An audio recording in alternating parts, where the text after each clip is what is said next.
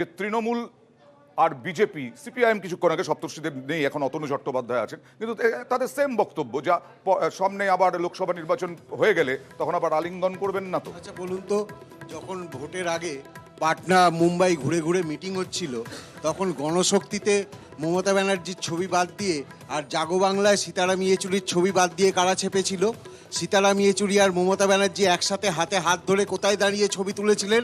সেখানে কি মোদিকে দেখা গেছেন? শুনুন, এই মক ফাইট বাংলার মানুষ ধরে ফেলেছে। আমি আবার ধরে ফেলেছে বলেই আমি একটা কথা বলি, হ্যাঁ। সিপিএম এর আগের যে সিপিএম এর প্রবক্তা ছিলেন উনি বলছিলেন যে 2021-এর ভোট অতীত। আমি বলছি সিপিএম দলটাই অতীত হয়ে গেছে। তারা কলকারখানা বন্ধ করে মানুষের রোজগার কেড়ে নিয়ে তারা দলটাই অতীত হয়ে গেছে, এবং সেই সিপিএম এর সেই লিগাসি ক্যারি ফরওয়ার্ড করেছে তৃণমূল। এবারের ভোটে তৃণমূল দলটাও অতীত হয়ে যাবে। বেশ, আমি আসবো সিপিএম এর অবশ্যই বক্তব্য নেব। বহরমপুরে অভিযুক্ত কেন্দ্রীয় বাহিনী, যেটা ছিলাম খবরে, আবার দেখুন কেন্দ্রীয় বাহিনীর বিরুদ্ধে বিক্ষোভ, বিনা কারণে মারধরের অভিযোগ।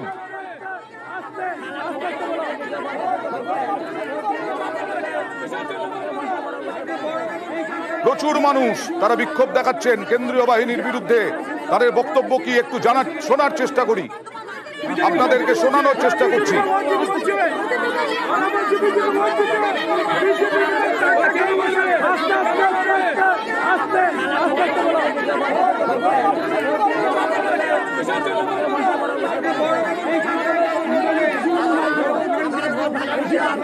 সরাসরি চলে যাব প্রতিনিধি প্রণবের কাছে। প্রণব, কেন, কি থেকে এত উত্তেজনা? কেন্দ্রীয় বাহিনীর বিরুদ্ধে কি অভিযোগ? আহতদের ছবি দেখছেন। দেখো, ভরতপুরের যে বহরমপুর লোকসভা কেন্দ্রের ভরতপুরের যে কুলুরি গ্রাম রয়েছে, সেই কুলুরি গ্রামেই কিন্তু এই ঘটনা ঘটেছে। এবং তাদেরও অভিযোগ যে এই যে যুবক, সেই যুবক কিন্তু সেই ভোট কেন্দ্রের মধ্যে তোমার ছিল, এবং তার যে পরিবারের লোকরা যখন ভোট দিতে যায়, পরিবারের যে তোমার মোবাইলগুলো সেগুলো কিন্তু সে রেখেছিল। তারপরে যখন সেক্টরের যে কেন্দ্রীয় বাহিনী যারা ঘুরে ঘুরে বুথের মধ্যে ঘুরে ঘুরে দেখছিল এই যুবকের হাতে এতগুলো মোবাইল দেখে, তখন তাকে বেধড়ক মারধর করে বলে অভিযোগ। এরপরে কিন্তু গ্রামবাসীর কাছে খবর যেতে গ্রামবাসীরা কিন্তু ক্ষোভে ফেটে পড়েন, এবং তারা অভিযোগ করতে থাকেন যে তোমার যে এই যুবককে বিনা কারণে কেন মারধর করা হলো। এবং তারপরে কিন্তু ভরতপুর থানার পুলিশ এসে পরিস্থিতি নিয়ন্ত্রণে আনে এবং কেন্দ্রীয় বাহিনীকেও সরিয়ে দেয়। এবং তৃণমূলের পক্ষ থেকে কিন্তু পুরোপুরি অভিযোগ করা হয়েছে যে বিনা কারণে একটা যুবককে কেবলমাত্র সন্ত্রাসের পরিবেশ তৈরি করার জন্য এই ধরনের ঘটনা ঘটিয়েছে। এবং নির্বাচন কমিশনের কাছেও কিন্তু তৃণমূলের পক্ষ থেকেও অভিযোগ জানানো হয়েছে। অয়েন্দা, আমি আসবো প্রণব, তবে কি বলা হচ্ছে ওখানে, বাসিন্দারা কি বলছেন, আহত কি বলছেন, দেখা যাক। আমি দাঁড়িয়েছিলাম, মোবাইলগুলো বলছে যে অ্যালাউ নেই, মোবাইল বাইরে রাখো। আমার ফ্যামিলি মোবাইল নিয়ে ভিতরে যেতে পাইনি, আমি ফ্যামিলির মোবাইল নিয়ে দাঁড়িয়েছিলাম। ওরা এসে বুথটা দেখলো, বুথটা দেখার পরে গাড়িতে চেপে আবার এসে আমাকে মারতে শুরু করলো। আমি বললাম কেন মারছেন, মারার তো আইন নেই।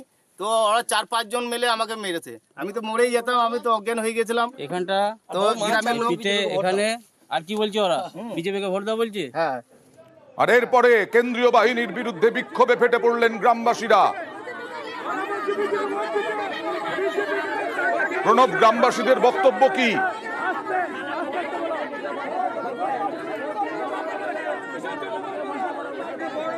দেখো, গ্রামবাসীদের একটাই অভিযোগ যে কেন বিনা কারণে এই একটা যে মানে কোনো রকম দোষ না করে এই ধরনের যুবককে কেন বেধড়ক মারধর করলো। তারা কিন্তু ক্ষোভে পেটে পড়েনি, এবং এই যুবক কিন্তু পরিবারের লোকদের সঙ্গে ভোট দিতে গিয়েছিল ভোট কেন্দ্রে, এবং যেহেতু মোবাইল নিয়ে বুথের ভেতর ঢোকার নিষেধ, সেই কারণে পরিবারের অন্যান্য সদস্যদের যে মোবাইল, সেই মোবাইলগুলো সে হাতে ধরেছিল, এটাই তার দোষ। এবং তাকে তারপরে কিন্তু যে সেক্টরের যে সমস্ত কেন্দ্রীয় বাহিনী তারা এসে দেখে যে হাতের মধ্যে একাধিক মোবাইল নিয়ে সে দাঁড়িয়ে রয়েছে, তারপরে তাকে বেধড়ক মারধর করে। গ্রামবাসীরা কিন্তু তারা দাবি করতে থাকে যে সমস্ত কেন্দ্রীয় বাহিনী সেই জওয়ানরা তাকে মারধর করেছে তাদের যেন উপযুক্ত শাস্তি হয়, এবং তার বিরুদ্ধে কিন্তু বিক্ষোভ দেখাতে শুরু করে। পরে কিন্তু ভরতপুর থানার পুলিশ গিয়ে পরিস্থিতি নিয়ন্ত্রণে আনে, এবং তৃণমূলের পক্ষ থেকে কিন্তু নির্বাচন কমিশনের কাছে অভিযোগ দায়ের করা হয়। আচ্ছা, তৃণমূলের পক্ষ থেকে নির্বাচন কমিশনে অভিযোগ দায়ের করা হয়েছে, অর্থাৎ নির্বাচন কমিশনেরও নজরে আছে এই বিষয়টা। কৌশিক বিশ্বাসের কাছে যাব। এখনো পর্যন্ত যা জানা গেল, বিনা কারণে কেন্দ্রীয় বাহিনীর বিরুদ্ধে মারধর, কি বলবেন? দেখুন, আমরা সকাল থেকেই এই অভিযোগটা করে আসছিলাম যে বর্ধমান পূর্ব এবং অন্য দু একটা কেন্দ্রে, এখন দেখছি বহরমপুরে হচ্ছে। কেন্দ্রীয় বাহিনীর উদ্দেশ্যে তৃণমূল কংগ্রেসের পক্ষ থেকে আমরা সরাসরি একটা বার্তা দিতে চাই, কেন্দ্রীয় বাহিনীর যারা বিজেপির হয়ে আজকে দালালি করছেন, আমরা কিন্তু আইনি পথে আপনাদের শেষ দেখে ছাড়বো। এইটা কিন্তু সরাসরি মুখপাত্র হিসেবে বলছি। আচ্ছা। আমরা আইনি পথে কিন্তু দাঁড়ান, বলতে দিন, আইনি পথে কিন্তু ভোট পিঠে দাঁড়িয়ে কিন্তু আমরা আগেই দেখালো।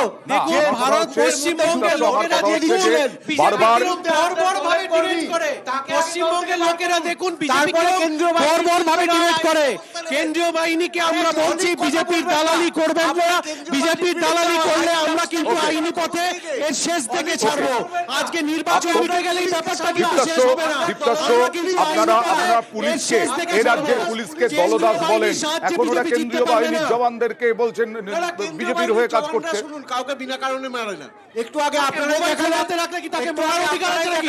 একদম বাজে কথা বলছেন বিজেপির মুখপাত্ররা এখানে। আপনারাই চোট দেখিয়েছেন মারার অধিকার কেন্দ্রীয় বাহিনীর নেই। তারা প্রিসাইডিং অফিসারের হাতে দিতে পারে, ব্যবস্থা নিতে তারা হবে। দিতে আচ্ছা, পারে। তাহলে বিনা কেন্দ্রীয় কারণে বাহিনী কাউকে মারতে পারে না, এরকমটাই বলছে বিজেপি। আরো আসবো, আরো আপডেট খবর নিয়ে আসবো বহরমপুর লোকসভা কেন্দ্রের। Please please, okay okay okay.